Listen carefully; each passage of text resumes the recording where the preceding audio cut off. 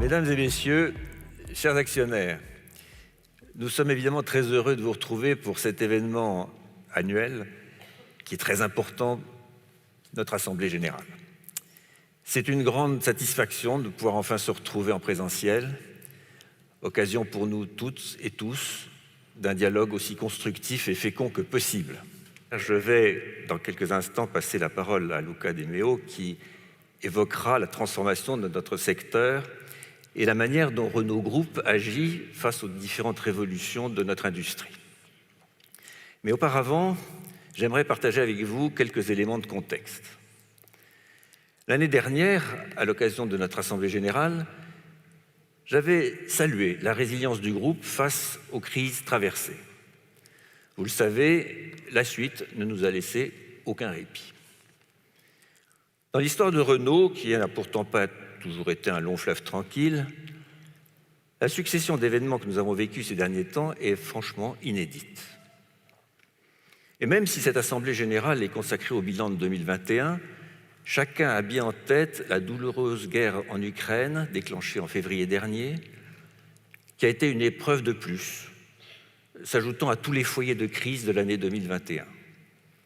Prolongement de la pénurie de semi-conducteurs, renchérissement du prix des matières premières, inflation structurelle, poursuite de la pandémie mondiale. Dans ce contexte sans précédent, je voudrais exprimer mes félicitations les plus chaleureuses à Luca, au management et à toutes les équipes de Renault Group. Ils ont su faire de 2021 l'année d'un véritable rebond qui s'est traduit dans les résultats financiers très positifs et encourageants annoncés en février dernier. Croyez-moi, ces félicitations ne sont ni formelles ni convenues. Elles traduisent une véritable gratitude vis-à-vis des efforts engagés qui permettent à Renault Group d'envisager sérieusement d'incarner un modèle de performance économique faisant rimer valeur économique et valeur d'entreprise. Un modèle qui remet également le choix de la France au cœur de notre stratégie. Et pourtant, il y a encore tant à faire, alors même que les crises vont se poursuivre. C'est le cas évidemment de la terrible guerre en Ukraine, dont on ne voit pas encore l'issue.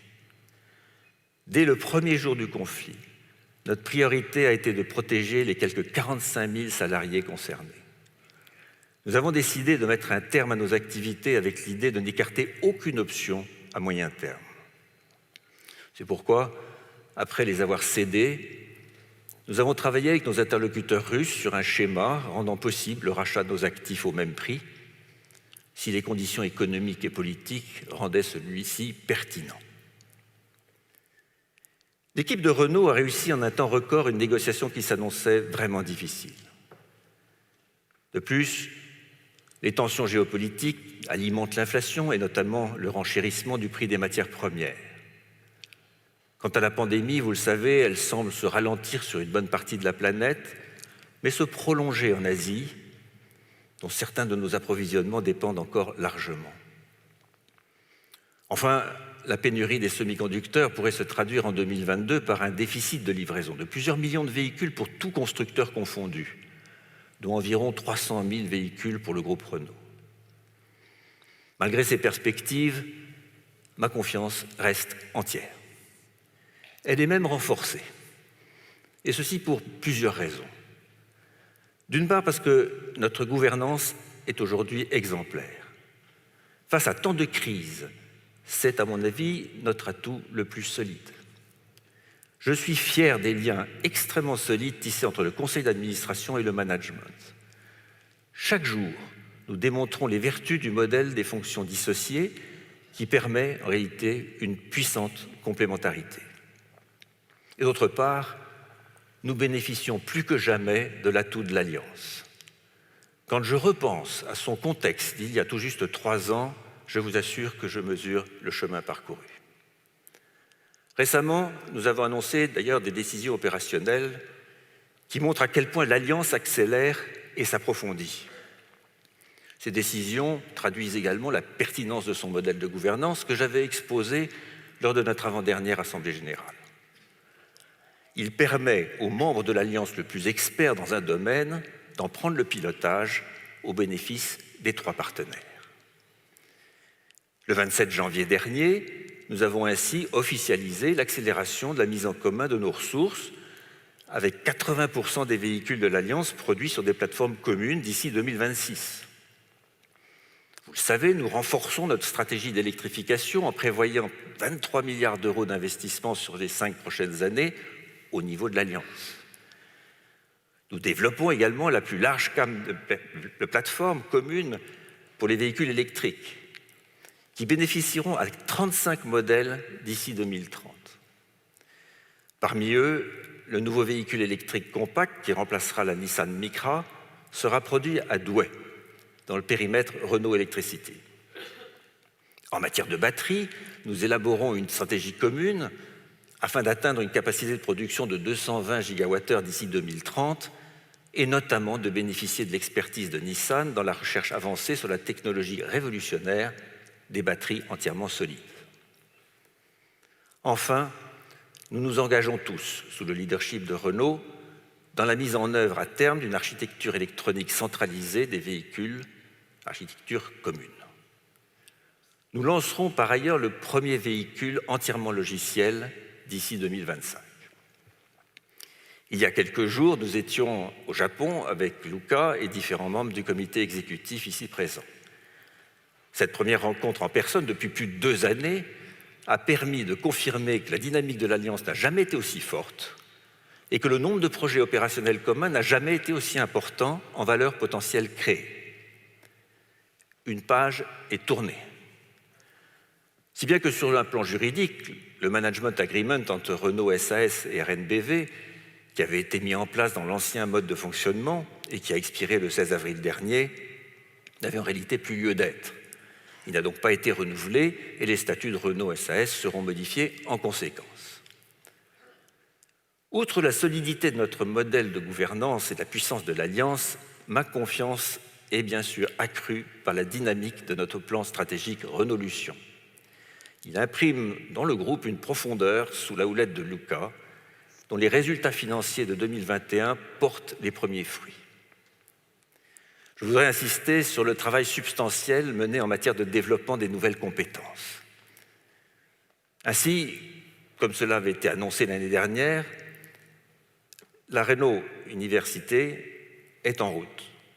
Elle est en train de se développer et elle porte en puissance les projets que nous avons en tête. Elle a commencé à former des experts en matière de gestion des données, de logiciels, de batteries et d'économie circulaire, dont le groupe a tant besoin pour assurer son avenir. Enfin, je voudrais saluer le formidable engagement des collaboratrices et collaborateurs du groupe, sans lesquels rien de tout cela ne serait possible. Au cours de l'année 2021, je les ai souvent rencontrés, notamment dans le cadre d'échanges sur le déploiement de notre raison d'être que je vous avais dévoilé l'année dernière. La raison d'être ne sert à rien si elle se résume à quelques phrases affichées en lettres majuscules dans les usines ou sur des sites web. Au sein de notre entreprise, j'ai constaté au cours de ces échanges que notre raison d'être, grâce à la vision, les valeurs et les engagements qu'elle porte, est de plus en plus incarnée par les salariés de Renault Group. Ils y voient une véritable raison d'agir en la vivant au quotidien. Et pour moi, c'est la plus belle promesse d'avenir.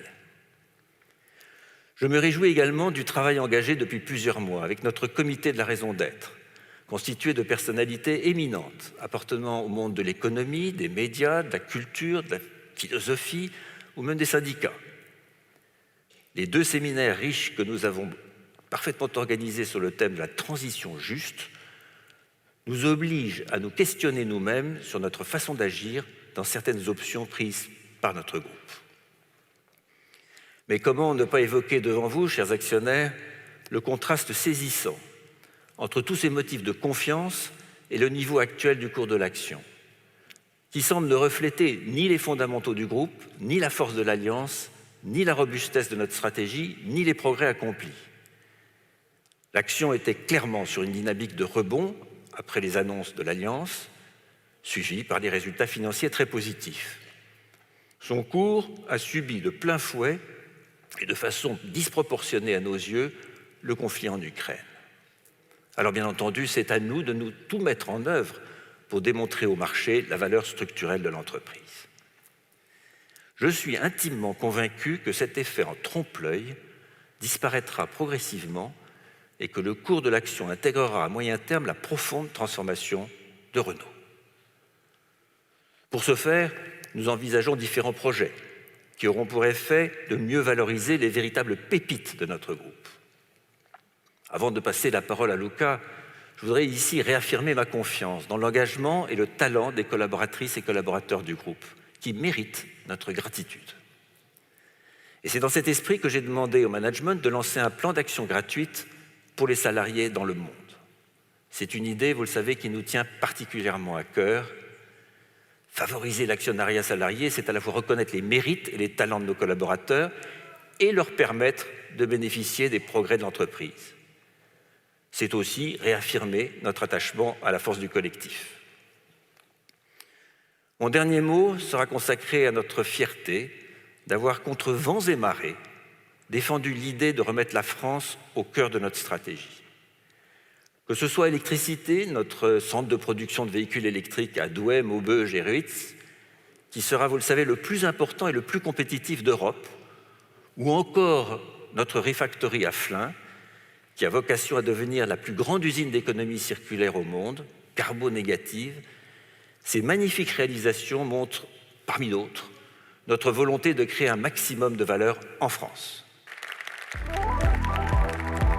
Mesdames et messieurs, chers actionnaires, il y a 2 ans, je me suis exprimé pour la première fois devant vous. Ces 2 années, comme le disait Jean-Dominique, n'ont fait qu'accélérer l'entrée de notre monde dans une ère de bouleversements radicaux. Un monde familier s'efface sous nos yeux, un autre émerge. Il ne ressemble pas à ce que nous avons connu avant.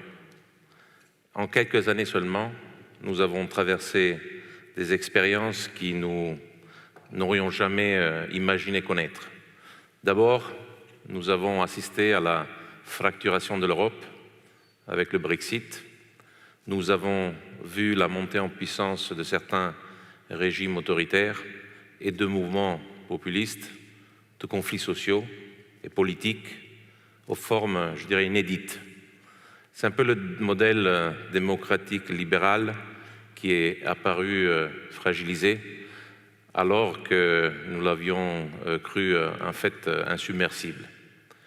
Nous avons aussi traversé une pandémie globale qui a suspendu nos vies du jour au lendemain.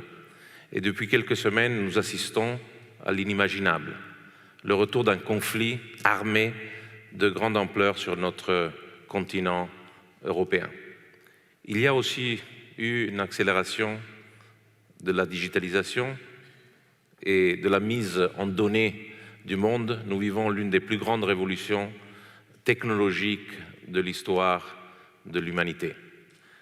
Tous les secteurs de l'activité humaine sont transformés en fait en profondeur. Et en toile de fond, la crise environnementale s'impose comme notre plus grand défi. En quelques années, nous avons pris l'habitude de mesurer nos existences et nos actions en grammes de CO2. Nous sommes passés d'un monde infini à un monde fini, aux ressources limitées. Pour l'industrie de l'automobile, responsable de 15% du total des émissions en Europe, c'est une remise en cause fondamentale et profonde. Soudainement, nous avons découvert que ce que nous considérions comme acquis pour toujours était en réalité fragile. Les fissures de la mondialisation sont devenues béantes. Le groupe Renault en fait directement l'expérience, comme le disait notre président. En Russie, nous avons été confrontés à des dilemmes, je dirais, douloureux. Et en responsabilité, nous avons tout fait pour atténuer les conséquences de ces événements sur nos 45 000 employés dans ce pays. La décision que nous avons prise était, et je le répète, difficile mais nécessaire. Elle laisse l'avenir ouvert et elle préserve les assets et la performance du groupe. Nous redécouvrons aussi que nos économies sont vulnérables au prix de l'énergie, aux chaînes logistiques mondiales, à la production alimentaire, aux semi-conducteurs, aux métaux rares. Pénurie, rupture d'approvisionnement, inflation, stagflation même sont réapparus dans nos conversations quotidiennes. C'est un peu le socle matériel de nos existences et de notre liberté de mouvement qui se trouve ainsi un peu remis en question. Chez Renault, nous le mesurons de manière très concrète. Pour 2022, l'impact cumulé de l'inflation du prix des matières premières, de l'énergie et des coûts de logistique est 3 fois supérieur à l'année dernière. Bien sûr, tout le monde espère encore un retour à la normale, disons la fermeture de cette parenthèse, mais ce monde que nous comprenions et que nous contrôlions ne reviendra pas. Les règles du jeu ont changé et nous devons vivre avec un monde où rien n'est garanti. Pourtant, j'ai aussi la forte conviction, comme John Denick, que nous pouvons aider ce monde à vivre différemment. Nous pouvons le faire repartir dans une aventure économique différente. Car ce basculement est aussi un moment d'opportunité comme on n'en a pas vu depuis, je dirais, des décennies. L'émergence de l'intelligence artificielle, la transition énergétique, la transformation des modes de consommation, le passage de la propriété à l'usage, toutes ces mutations ébauchent les solutions, je pense, de demain. Et face aux immenses défis qui sont devant nous tous, nous voulons que le groupe Renault fasse partie des solutions. Nous entendons contribuer à l'effort commun pour reprendre notre destin en main. Concrètement, cela veut dire positionner Renault à la pointe des 4 révolutions qui sont en train de métamorphoser l'automobile. L'électrique, de l'automobile durable, du software et enfin des services de mobilité. C'est là que se joue l'essentiel et je vais y revenir. Mais pour agir, il faut d'abord sécuriser nos marges de manœuvre. Dans ce but, la priorité de la Renaulution est d'assainir les fondamentaux du groupe. C'est ce que nous avons appelé la résurrection, la première phase.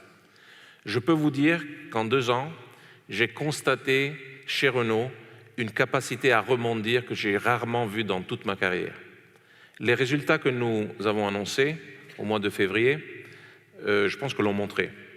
Nous avons accompli, grâce à une mobilisation sans faille des équipes du groupe, l'un des redressements les plus rapides de l'histoire récente de l'industrie automobile. Mais laissez-moi seulement vous rappeler 3 chiffres qui montrent l'ampleur de ce qui s'est passé.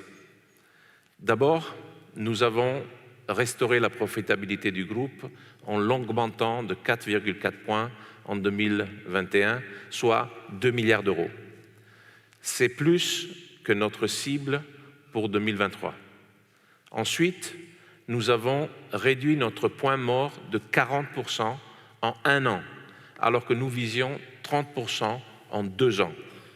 Troisième, nous avons dépassé les 2 milliards de réduction de coûts fixes qui était notre objectif. Au chapitre de la restauration des fondamentaux du groupe, je veux aussi souligner la relance de notre alliance avec Nissan et Mitsubishi. Jean-Dominique Sénard en a été évidemment l'artisan infatigable. Nous étions ensemble au Japon, comme il l'a dit, il y a une semaine, et je peux vous dire que ce que j'ai vu me donne entièrement confiance pour la suite. En 18 mois, le 2e volet de la Renaulution a également porté ses fruits. C'est la partie qu'on appelle rénovation. Une politique commerciale désormais tournée vers la valeur et la qualité du business, a amélioré notre net pricing de 11% depuis 2019.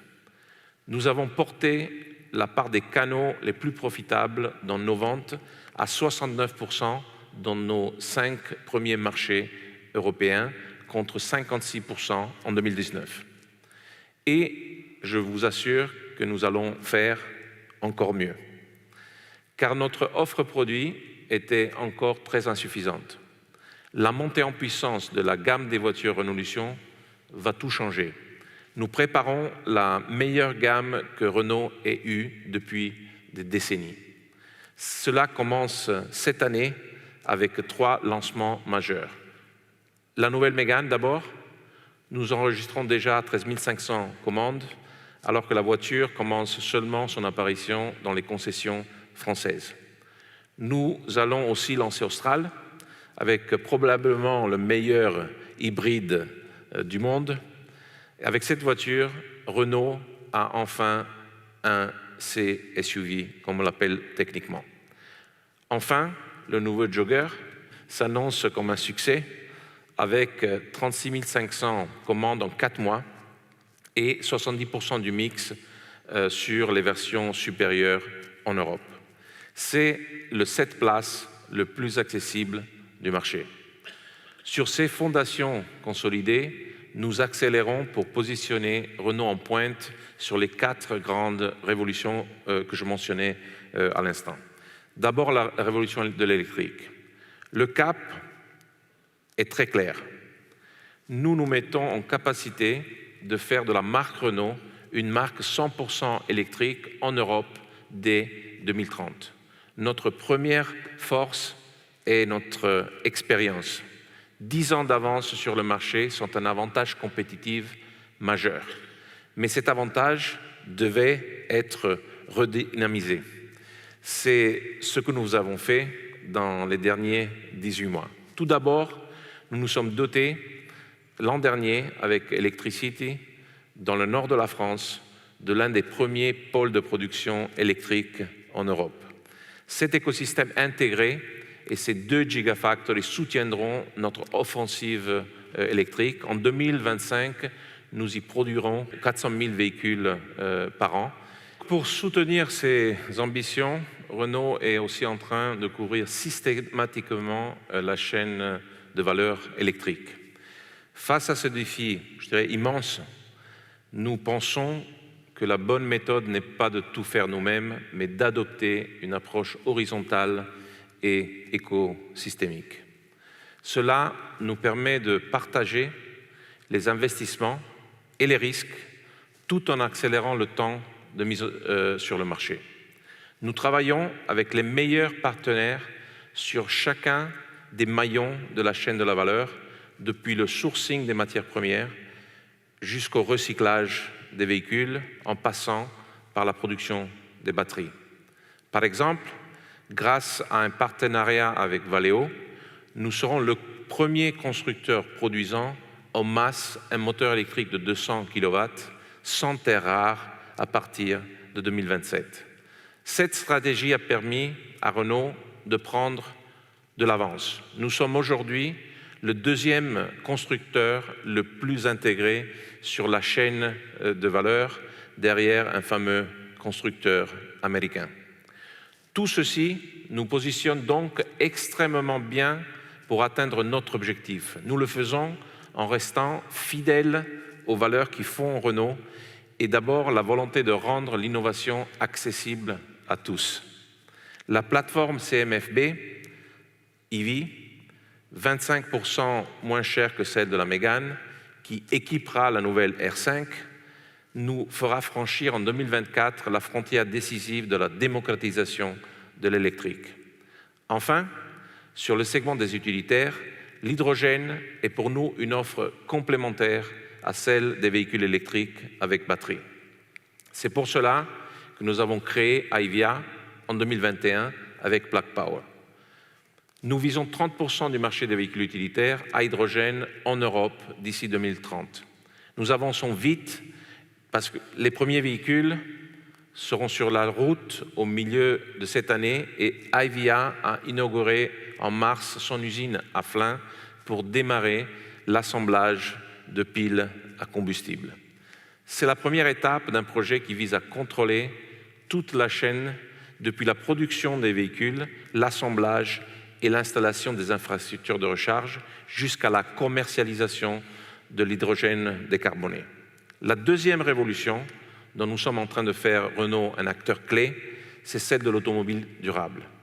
Notre stratégie ESG est désormais au cœur de la définition des nouvelles sources de valeur sur lesquelles nous positionnons le groupe. Dans l'économie circulaire, Flins symbolise nos ambitions. C'était le porte-drapeau de la production de masse d'après-guerre. Aujourd'hui, avec la Refactory, nous en faisons le cœur d'un projet industriel renouvelé. À l'horizon 2030, nous comptons générer des milliards d'euros de chiffre d'affaires dans l'économie circulaire avec des marges qui sont supérieures à celles de l'activité classique d'assemblage et de production de voitures. En matière d'impact sur le climat, nous avons pris des engagements qui vont au-delà de la réglementation, en intégrant sans attendre la nécessité de ne pas décarboner seulement l'usage de nos véhicules, mais la totalité de leur cycle de vie, du berceau à la tombe. Et donc, je pense qu'on fait là une œuvre de bon sens. Et nous prenons une longueur d'avance car le bon sens, à mon avis, finira par s'imposer à tout le monde. Ainsi, nous nous sommes engagés à la neutralité carbone en 2040 en Europe et en 2050 dans le monde. Construire l'automobile durable, c'est aussi prendre le parti de l'inclusion. Nous avons réduit l'écart salarial femmes-hommes. Il est passé de 7% en 2017 à 1,3% en 2021 et nous nous sommes engagés à le faire disparaître d'ici 2025. Nous renforçons l'accès des femmes à des postes à responsabilité. En 2021, 50% des recrutements stratégiques ont concerné des femmes chez Renault. Nous prenons aussi nos responsabilités pour accompagner la transition de la main-d'œuvre de toute la filière vers la chaîne de valeur automobile du futur.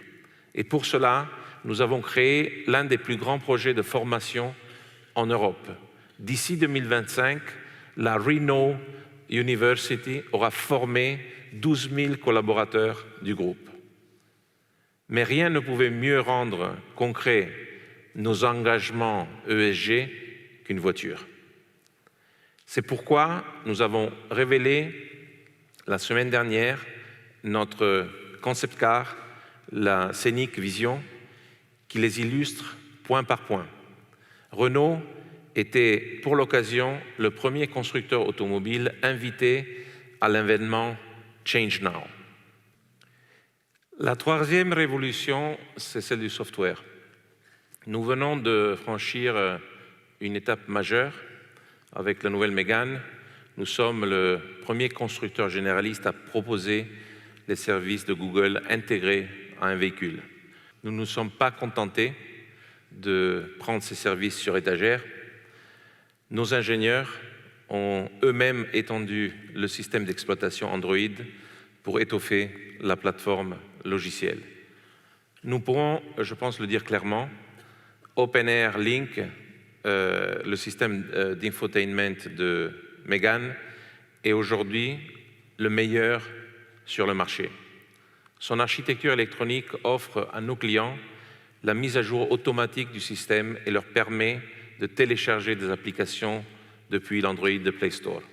Ce n'est que le début d'un mouvement qui va nous permettre d'étendre cette possibilité à des éléments toujours plus nombreux de la voiture. La voiture de demain sera comme un téléphone que le client mettra à jour en continu. Cette rupture est désormais à portée de main. En 2025, pour la première fois, Renault lancera un véhicule de nouvelle génération avec lequel nous resterons en lien constant pour l'améliorer et proposer de nouveaux services à nos clients. Enfin, la quatrième révolution, c'est celle de la nouvelle mobilité. Des opportunités majeures, je pense, sont devant nous. Entre 2020 et 2030, la valeur du marché des services de mobilité et d'énergie passera de 250 à 400 milliards d'euros en Europe. C'est une augmentation de 60%. Nous n'avons pas l'intention de regarder passer cette révolution, croyez-moi. Nous voulons placer la nouvelle mobilité au cœur de notre modèle et faire que les services de mobilité et d'énergie représentent au moins le 20% du chiffre d'affaires du groupe en 2030. J'insiste, 20% de chiffre d'affaires sur des activités où nous pouvons espérer des marges à 2 chiffres. Je pense que c'est un tournant structurel. À l'appui de cet objectif, nous avons fait quelque chose que nous n'avions pas fait depuis 120 ans. Nous avons créé une nouvelle marque après Renault, Alpine et Dacia. Cette marque se mobilise. Sa mission est d'inventer la mobilité de demain grâce à une offre combinant services et véhicules dédiés. Nous lui avons attaché une équipe d'ingénierie et une équipe de design, ce qui lui donne un avantage compétitif unique par rapport aux initiatives similaires. Et nous allons vite. En un an seulement, nous avons annoncé 4 véhicules. Tout un ensemble de services sont déjà disponibles. Et nous avons maintenant de grandes perspectives autour de l'assurance et des services financiers. Au début du mois, nous avons rassemblé les activités de notre filiale RCI, désormais Mobilize Financial Services, sous la bannière de Mobilise. Notre ambition ici, c'est de passer de 4,7 à 8 millions de contrats d'assurance et de services financiers d'ici 2030, soit une augmentation de 70%. Sur ces grandes révolutions qui transforment le monde de l'automobile, vous le voyez, notre cap est très très clair, je pense. Dans les prochains mois, nous voulons nous donner les moyens d'avancer encore plus vite pour transformer le groupe. C'est le sens des projets que j'ai annoncés en février. Vous le savez, nous étudions la possibilité de rassembler les assets et les activités électriques du groupe dans une entité spécifique en France et symétriquement, nous créerons une entité dédiée aux moteurs thermiques et à l'hybride. Elle rassemblerait les assets et activités concernées hors de France. Je peux vous dire aujourd'hui que ces études avancent très bien.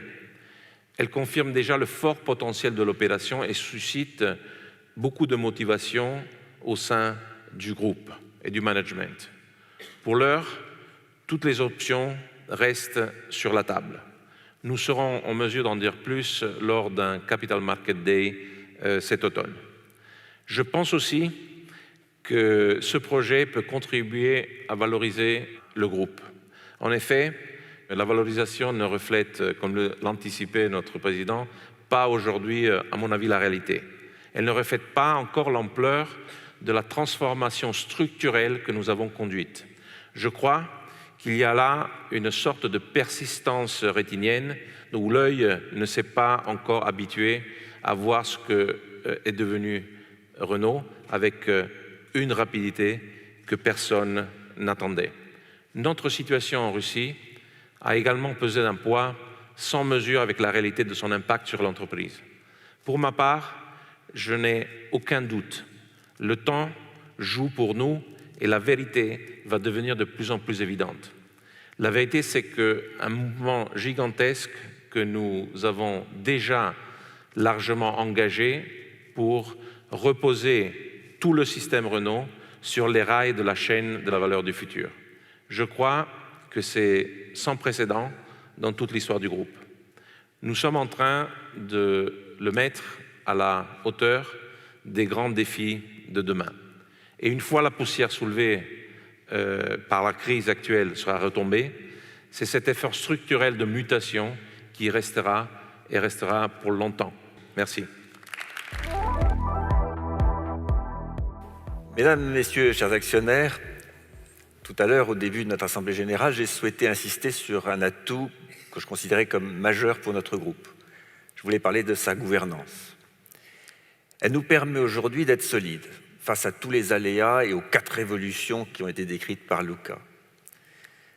Si notre gouvernance est exemplaire, c'est parce qu'elle est fondée sur la proximité, la réactivité et la transparence qui sont, vous le savez très bien, des gages d'efficacité.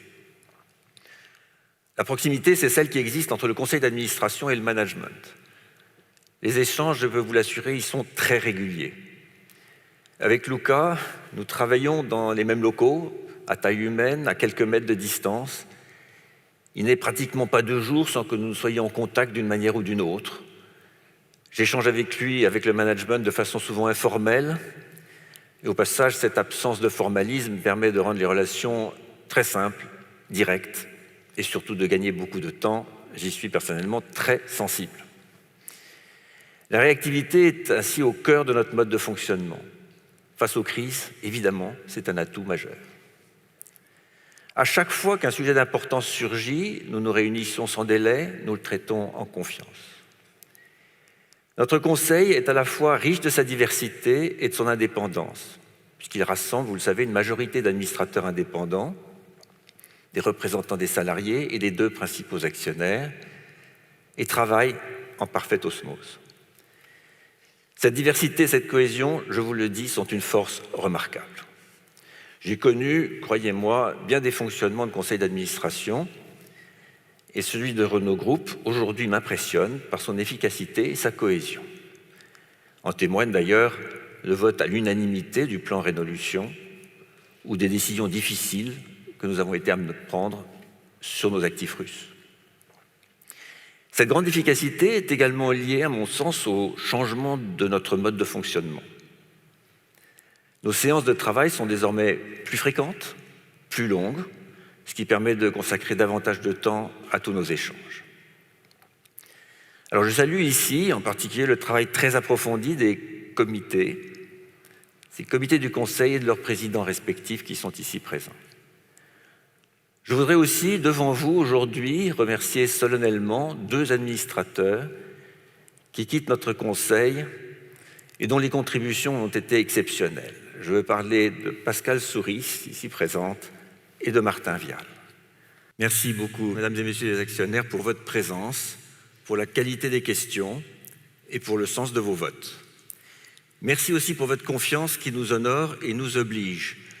Permettez-moi de vous dire et de vous redire à quel point le conseil d'administration, le management de l'entreprise et les salariés sont mobilisés pour que le groupe Renault confirme et accélère son redressement. Qu'il reste fidèle aux valeurs exprimées par sa raison d'être, dont on parlait tout à l'heure, et guidé par la clarté et la force d'entraînement du plan stratégique.